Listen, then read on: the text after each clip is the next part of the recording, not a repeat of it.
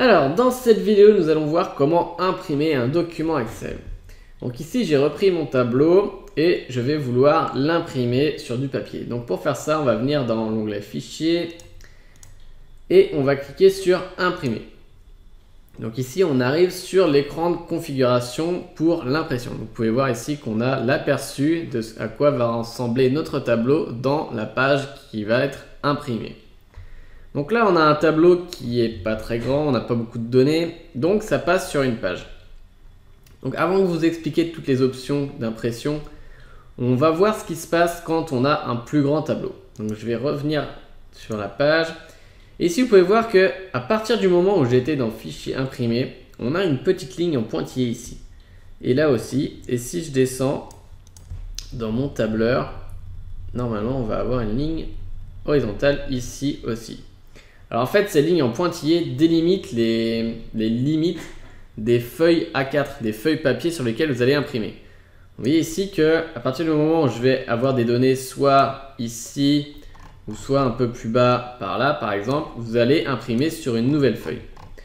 Alors justement, je vais agrandir mon tableau. Donc ici, je vais insérer une colonne à droite.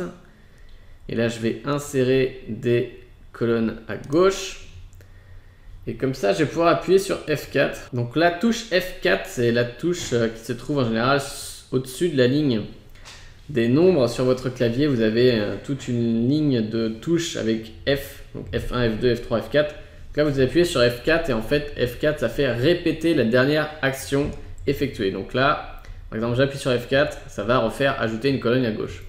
Donc là je vais le refaire plusieurs fois. On va s'arrêter par là. Et puis je vais insérer des lignes de tableau en dessous et ensuite insérer des lignes de tableau au-dessus et je vais appuyer sur F4 pour ajouter des lignes. Il faut que j'en ajoute encore, histoire qu'on dépasse la limite. Voilà, donc là j'ai agrandi mon tableau, en plus j'ai ma zone de texte qui est en dessous. Donc logiquement on est sur plusieurs lignes. Donc je vais revenir dans Fichier imprimé.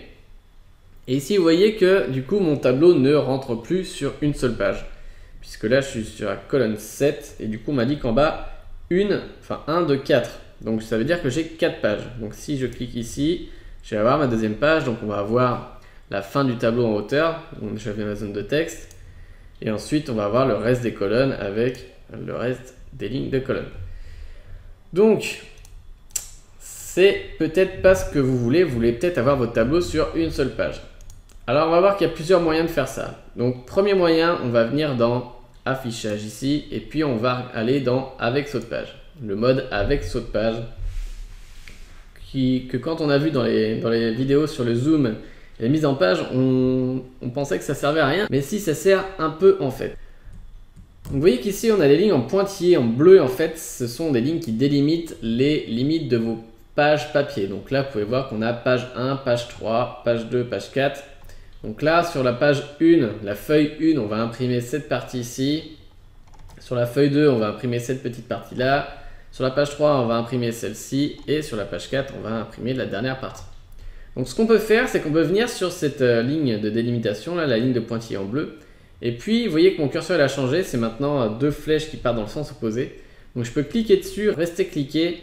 Et puis je peux la déplacer comme ça pour que du coup j'ai plus de contenu qui soit imprimé sur la page 1. Et vous voyez qu'on n'a même plus les pages 3 et 4, maintenant on n'a plus que 2 pages. Donc je peux faire la même chose pour aller carrément à la dernière colonne. Voilà, et là du coup je vais avoir tout mon contenu qui s'affiche sur la page 1. C'est-à-dire que là si je viens maintenant sur Fichier imprimé, vous voyez que j'ai tout mon contenu qui s'affiche sur une seule page.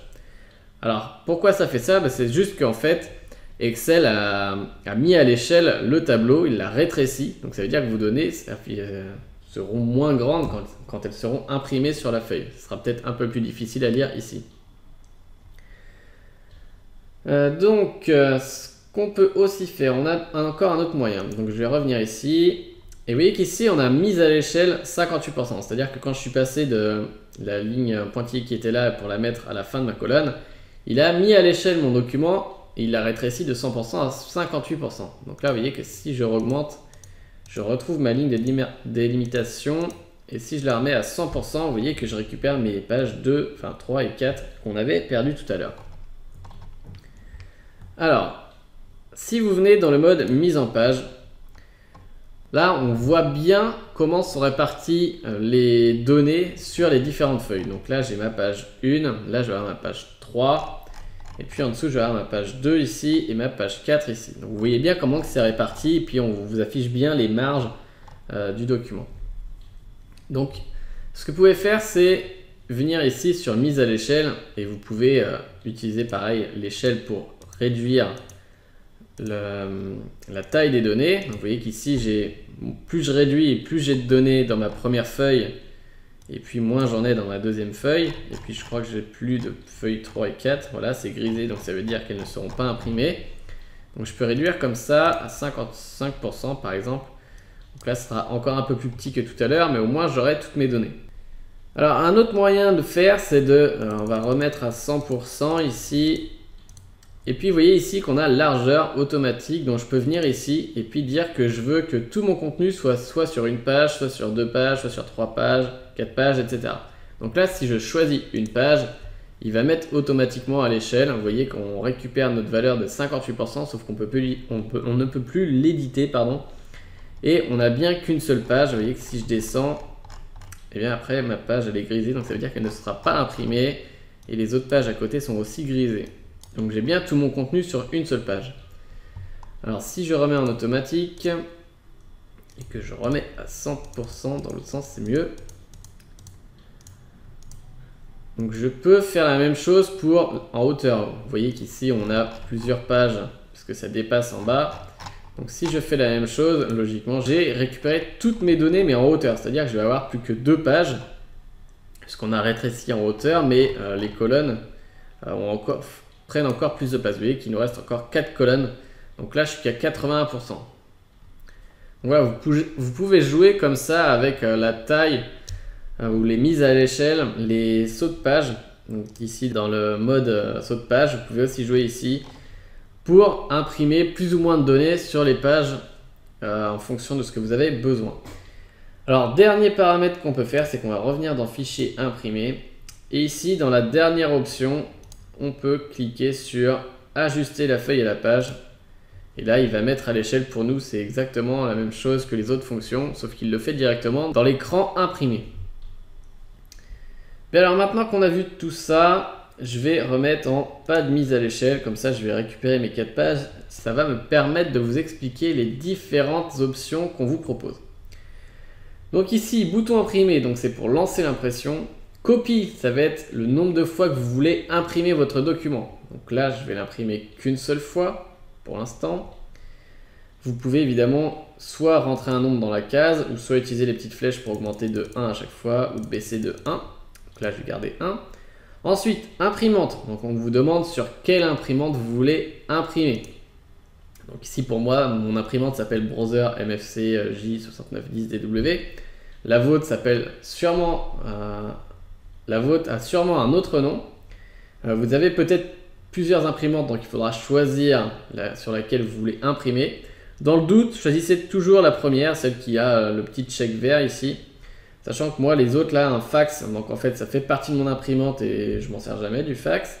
Et les deux autres, Microsoft Print to PDF et XPS Document Writer, vous les avez sûrement aussi, mais ce sont des imprimantes virtuelles qui sont inclus avec les logiciels Word et Office, donc Word, Excel, PowerPoint, etc. Donc, ne les utilisez pas. Donc en général, on va prendre l'imprimante par défaut. Donc moi, je vais garder ma browser. Ensuite, on a quelle page on veut imprimer. Donc, vous voyez ici, j'ai imprimé les feuilles actives. Donc, ça va être toutes les feuilles de mon document. Ou bien, je peux choisir d'imprimer le classeur entier. Alors, la différence, c'est que si je reviens dans mon classeur ici, je vais revenir en mode normal. Vous voyez qu'ici, j'ai une feuille, pardon.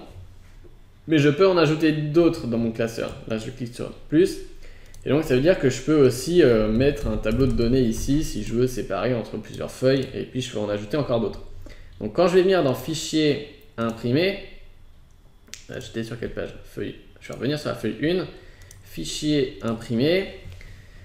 Si je mets que imprimer les feuilles actives, ça va m'imprimer toutes les feuilles, mais de ma feuille 1 dans mon classeur tout à l'heure. Si je mets imprimer le classeur entier, vous voyez qu'ici là on est passé de 1 de 4 à 1 de 5 parce qu'il va aussi imprimer les données dans la feuille 2. Donc là si je descends pour voir mes différentes pages, vous voyez que je vais avoir mon test ici que j'ai écrit dans la feuille 2 qui va être imprimé. Donc c'est ça la petite différence entre les deux. Ensuite on a imprimé la sélection. Donc là il ne va pas m'imprimer grand chose, il va juste m'imprimer la dernière cellule que j'ai sélectionnée. Donc là si je reviens dans mon tableau, vous voyez que j'ai sélectionné cette cellule, enfin je suis sur cette cellule. Alors que si j'avais par exemple sélectionné seulement cette partie-là de mon tableau, vous voyez que si je fais fichier imprimer, donc là il a gardé imprimer la sélection, donc je vais n'imprimer que cette partie, que la partie sélectionnée de mon tableau. Donc ça peut être pratique si vous n'avez besoin d'imprimer qu'une partie des données de votre tableur. Ensuite on a imprimé le tableau. Donc ça va être imprimer seulement le tableau sélectionné. Donc là comme j'avais sélectionné une partie de mon tableau dans ma feuille 1, là il va carrément sélectionner tout le tableau pour l'imprimer. Donc là je vais avoir apparemment 2 pages. Là, et on a aussi ici page 1 à 1, donc on peut sélectionner les pages qu'on veut imprimer. Si par exemple vous avez un document qui fait 36 pages, vous pouvez décider de n'imprimer que les pages numéro 10 par exemple à la page numéro 17. Donc vous allez imprimer 17 pages. Donc vous pouvez utiliser cette fonctionnalité si vous ne voulez pas imprimer toutes les pages mais seulement quelques pages de votre document. Donc là je vais l'enlever. Ensuite, impression recto verso. Enfin, recto là pour l'instant. Donc, soit vous voulez imprimer une page par feuille, donc ça veut dire que sur un côté d'une feuille, ou soit vous pouvez faire impression recto verso, c'est-à-dire que vous allez imprimer une page sur un côté d'une feuille et ensuite la deuxième page sur l'autre côté de la feuille, sur le verso de la feuille. Donc, vous pouvez imprimer recto verso soit sur les côtés le plus long, soit sur les plus petits côtés. Donc ça va être quand vous allez retourner votre feuille, vous allez soit l'avoir à l'envers, soit l'avoir à l'endroit. Donc ça sera à vous de choisir la bonne version, sachant qu'en général, on prend sur le côté le plus long. Donc voilà, imprimer recto verso, ça vous permet d'économiser du papier. Il faut juste que votre imprimante ait la fonction recto verso. Sinon, vous allez devoir le faire en manuel et ça peut être un peu galère. Ensuite, assembler. Donc là, on me dit 1, 2, 3, 1, 2, 3, 1, 2, 3. Donc en fait, c'est un exemple de l'ordre dans lequel vont sortir les feuilles. Donc là, ici, par exemple, j'ai 4 pages dans mon document que je vais imprimer. Donc si je les imprime en recto, elles vont s'imprimer dans l'ordre, la première page, la deuxième page, la troisième page, la quatrième page.